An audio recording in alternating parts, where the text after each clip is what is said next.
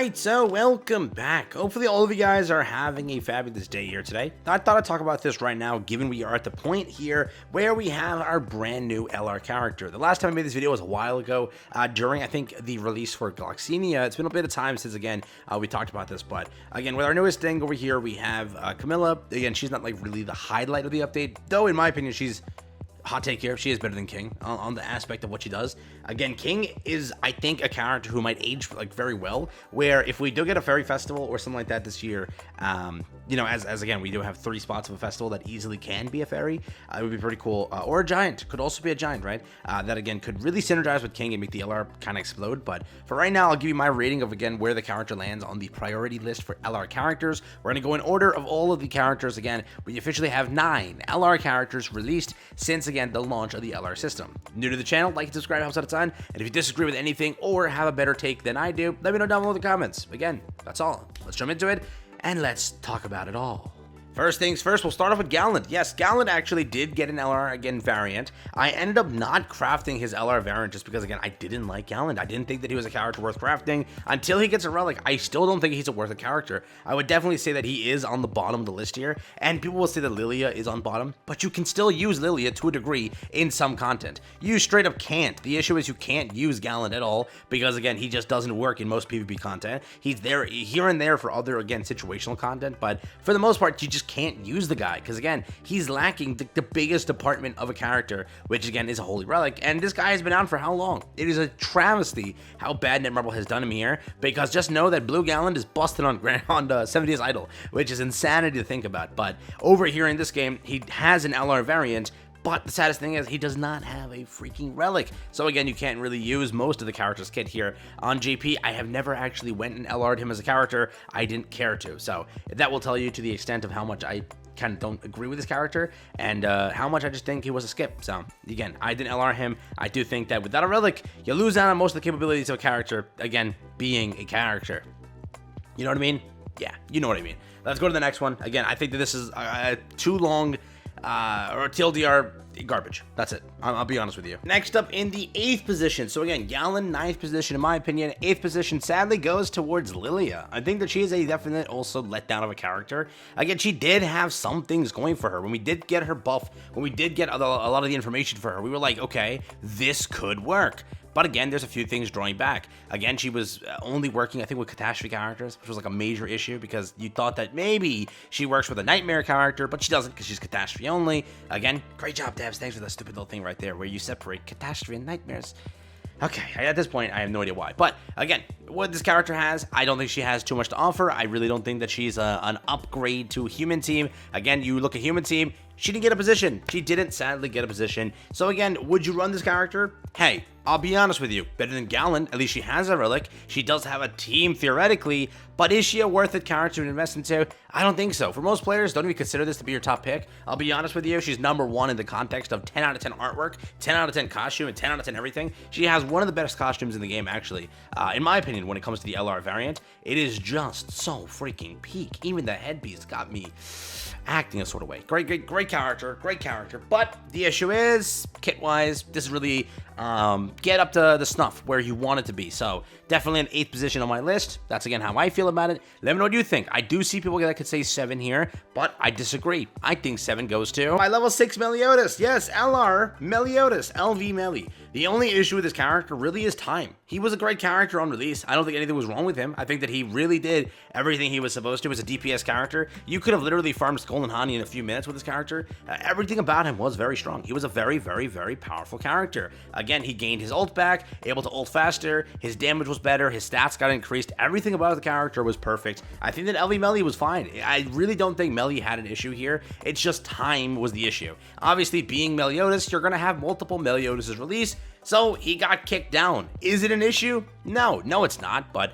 again, time has been a little bit more of a crutch to him. He really did get kicked down. But still, if you were to go and you really want to like use him, you could still get by in some content. I wouldn't say PvP anymore, but I would definitely say like farming a demonic beast or something, an older one. You could get away with it. Again, he was very powerful, and I still think that you can use him here and there. Just nowadays, is he still up to snuff? Again, the newer Meliodas, God Meliodas, is just better. But, you know, it doesn't, like, put him down, but again, on the list, I would say he's like 7th priority because, again, you have stronger Meliodases and kind of characters that do what he does, but better. You know what I mean? So, sadly, a good LR, just time has been, again, beating him down. So, there is that. Here is where the hot take comes in, and I definitely think that players will be mad at me for this one, but I think that this character either gets, again, between 5th and 6th position. I think that Gallant is last place with 9th. I think that Lilia is there on 8th. I think that Meliodas is on 6th. But with this character, you could swap it in for 6 or 5, again, in my opinion, but I think that this character, again, slacks in some departments. First off, to use him in PvP, you gotta go first. And with fairies, it's not the best idea or the easiest thing to achieve. The CC is kind of abysmal, and again, everything doesn't really chalk up to kind of letting you win there. Without that, you're basically losing out on majority of the kit here, and it just throws the battle, in my opinion, which, again, most of us won't be able to use this, but I do think this character can age, and this tier list can get much better, where this character can definitely fall in if they choose to release fairies or giants, which I think that this character sort of hints to. Otherwise, you're just releasing another dead character. This character, again, specifically is buffing up a fairy and a giant, and easily, with where we're at in story and for Koa going on from now, I could see 1,000,000,000% in the September, November, or December festival, easily a fairy or giant release, so this might be a great power play from Netmarble, but who freaking knows? What does the character obviously offer? It's not bad. Increases specific allies' basic stats by 20%, and when the units are participating in battle, apply a debuff that decreases critical resistance by 40% to all enemies for 1 turn. If all allies in the battlefield are against specific allies, ranks up the unit's card for 1 time only at the start of the battle. Also, if there is an enemy with Petrify effect, increase specific allies' damage by 50%.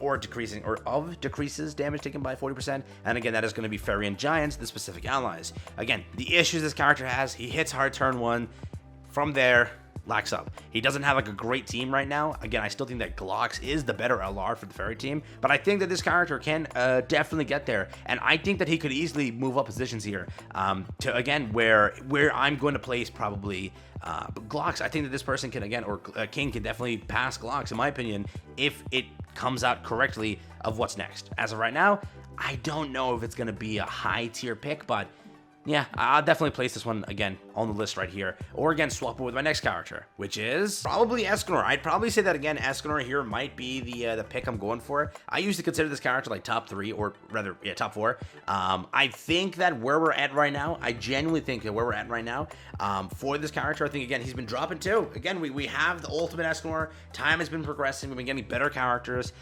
You can still use this character and excel in so much different contents. So it doesn't really matter there, but I think that LR Escanor has been, again, dropping. Your DPS powerhouse and everything. You have other, again, things for human team. You don't really use them on human team anymore. You used to, right? Again, slowly, as, again, we now have that new busted Escanor. We now have Arthur. We now have Transcendent Bond. We have all these characters that, again, do better for human team. You had Yuri. You had, again, a bunch of characters released that, again, eat up spots. Awaken Roxy. Other, again, characters. I said again so many times. Damn it. Stop saying that. All right. But, yeah, I think that LR Escanor, not anymore a top tier pick. He's dropped on my list. I would say definitely in this position is what he gets. So let me know what you think. Here goes the hot take number 2. I know you're gonna get mad at me for this one. In my opinion, it's Margaret. I think that Margaret is a top 4 pick. I think so, just because she works with Goddess team and any PvE content. Literally, Goddess team eats it up.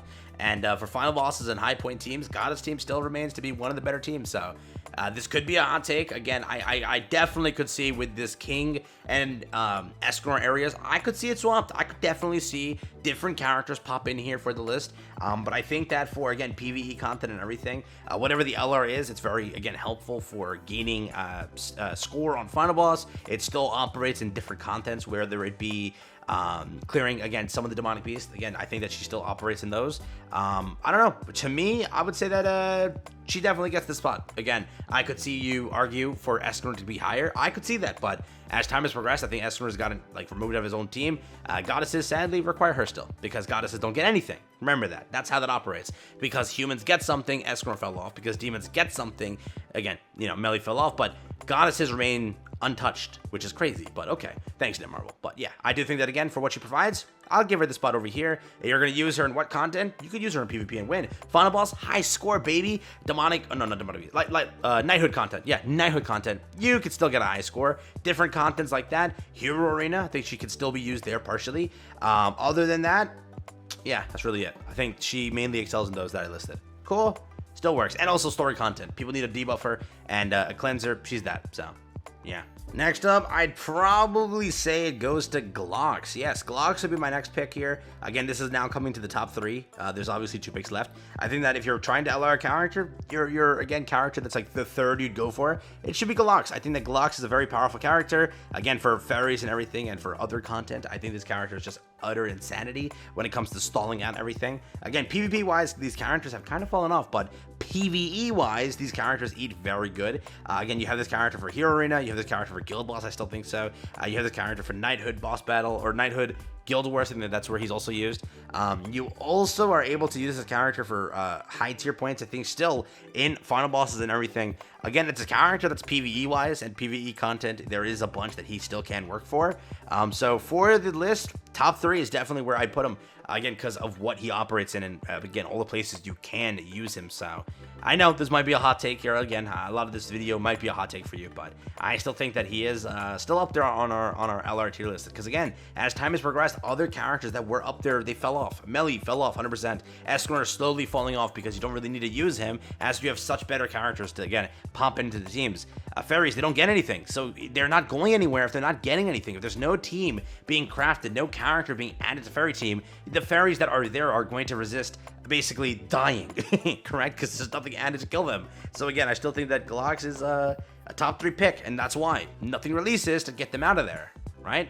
And now again, another character that I didn't LR on my GP. Don't yell at me for this one. I have the coins, I just got lazy. So I did LR on Global though, on JP again, just, you know, I didn't get to LR. But this character, I think that he is 2nd position. Yell at me in the comments, but if you're playing Guild Boss, which most of you should be just for the points, and again, he exists to shatter most Guild Bosses and give you insane points. Not only that, he again works for Demonic Beast content, actually. Shockingly enough, he does, actually. And he does very good at it, because again, he does have high single target damage, and you also have a powerful relic for him. If you crafted the relic for Zeldris, he does have a very powerful relic on top of that, which I think is buffing the team as well.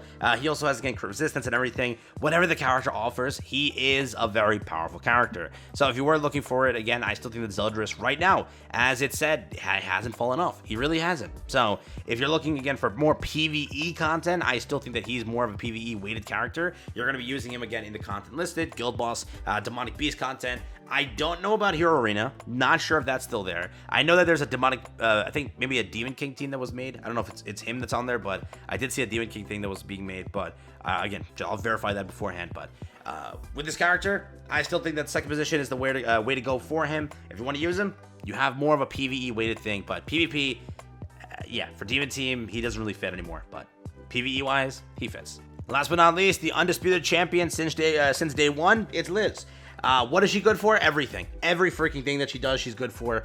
Mainly, if you're using her, you're going to be using her, obviously, in Nidhogg, where she literally made it such an easy clear, such a cheese, it's not even funny. You use her for final bosses, sometimes for high scores. You use her for any content. You need a clear cleanser, a clear buffer, because this is the character that'll bring it to you. Her passive and everything is just nuts. It was a character that made people want to 6-6 just because, again, of how much she provides to the game. If you need to clear Nidhogg and you're unable to do so, she's your cheat code. She is literally going to make it a cakewalk for you, and that was the issue we had back then, where we needed a character to make it a cakewalk, and she was that character. Again, final boss is where she's going to definitely eat up.